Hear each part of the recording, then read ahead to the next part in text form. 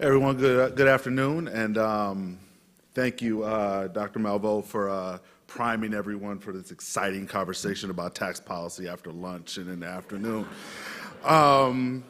Again, I'm from Corporation for Enterprise Development, and we have been working on this tax issue for a number of years. Actually, began with one of my panel mates out of Rademacher when she was with CFED. A lot of the work that I'm going to talk about has been supported by the Ford Foundation and E. Casey Foundation. And really what we came to is we've been working on asset building, really thinking about how can low-income people build wealth and assets. And we looked through the federal government, so how we going to do it. So we did something called Upside Down, which looked at the federal assets budget. And what we found was quickly that we answered that question that was up on the before, what's tax code got to do with it? And what we found is that everything to do with it, for a couple of reasons. One is where the money is. And we're going to see a little bit about that. Two, it gets to the point that Ann was making earlier, Ann Rice from Insight Center, about individual efficacy. And really, it's not about this, it's about structures. It's about structures that drive wealth creation in this country, and that the tax code has been a driver of individual wealth building in this country. And that's the second point. The third point is it's unequal, and is not equally distributed, and is not accomplishing the things that it purports to try to accomplish. So we're going to go through a bit of that today. So what we did was we looked at what are the asset building pieces of the tax code, and we came down to four major categories: home ownership, investments and inheritances, retirement security, and education. And what you find is that over time, it is on autopilot. Those things are going to grow on autopilot over the years. Between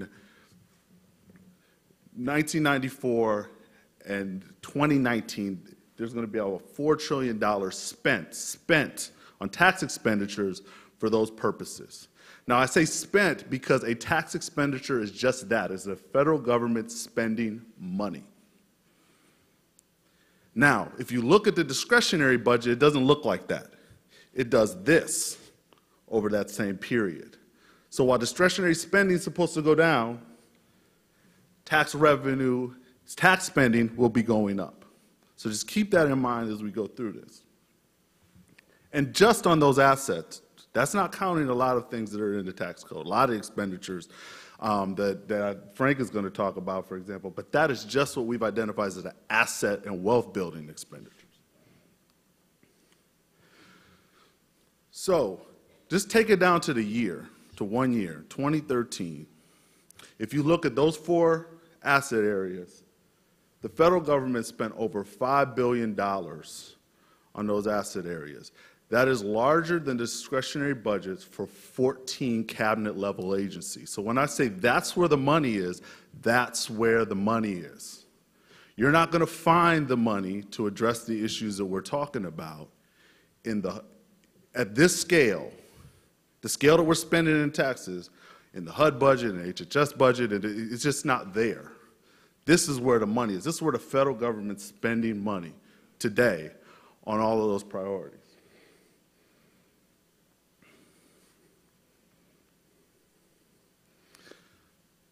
So where is it going? Who's it going to? And hence the name of our report, that if you want copies, there are copies out in the lobby, Upside Down. Because the people that are benefiting, and we talked about this, so I'm not going to belabor the point, are the people at the high end.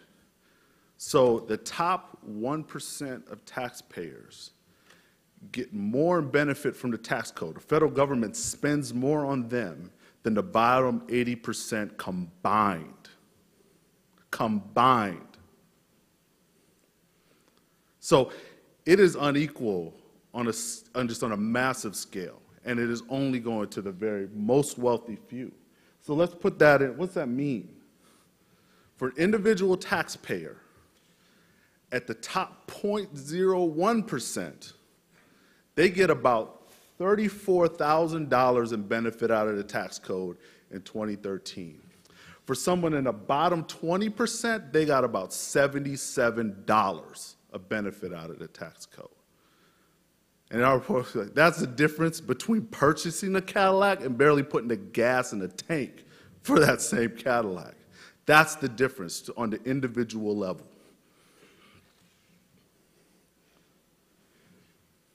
And again, this is structural. So when you ask people, why is it this way? People will say things like, well, people spend more on tax benefits, so they should get more out of the tax code. Or we want to incentivize consumption. Therefore, we put these benefits in the tax code. And I'll tell you, it's not accomplishing either very well. So you take the top part. People with the same asset lineup, but in different tax brackets, the wealthier person gets more, even though they put the same amount away in assets. So it's not really incentivizing asset development, because the person that benefits, you think the person that puts more in will get more out, but they don't. What's driving it is the income and the tax, where they are, what their tax level is. In the second one, you'll see again what drives it is spending more on assets. So it's not about just getting the asset, it's a size of asset. So it's not about just getting a house, it's about having a more expensive house, as you'll see. Because the person in the same tax bracket that buys a bigger house gets more benefit out. So it's not about just having a house, it's about getting more house. I'm not going to go through all these, but the point that I want to make is there's a lot that can be done within the tax code to turn it right side up. So people feel like it's this daunting thing. But there are individual policies that can be made, and we're going to go through some of those today, that can flip the tax code right side up. The thing to think about is one policy change in the tax code could mean billions of dollars redirected to families. So while and I do this every day, my team does it lobbying, we go up on the Hill, we lobby for individual programs, and we sometimes get $1 million or $2 increase, or maybe we get them to hold it steady for a couple $1 million. But changing the tax code can mean billions of dollars redirected to families. So the scale in which the impact is much larger. I'm going to skip that for now because I'm seeing I have time. I have 2 minutes. And with those 2 minutes, what I want to talk about is there are a lot of groups that are working today to address this issue and build coalition to see that these issues impact the families that we're talking about. I'm not going to go through each one, but just quickly, these groups have one thing in common, and that is that they are focused in on raising the voices of individual taxpayers so that they can have impact on the direction that we're going to go if we are going to move tax reform. We cannot do it inside Washington. Frank has said to, I might take a little thunder from here, Frank, but Frank has said to me, said to us, what, who here has a tax lobbyist working on tax policy that's paid and has access to the people that make decisions? I don't see any hands, because that's how it gets done inside the Beltway. It's pay to play. Our strength is that we have people in communities that can have impact and have access to their members of Congress and have voice. It is our job to provide them the ability, the skill, the knowledge, and support so that they can express that voice and have impact. And that's what groups like the Asset Building Policy Network, the Taxpayer Opportunity Network, and the Tax Alliance for Economic Mobility are doing. These are national groups that have connections to communities on the ground that are moving their communities to have a voice around tax policy. Thank you. I look forward to the conversation.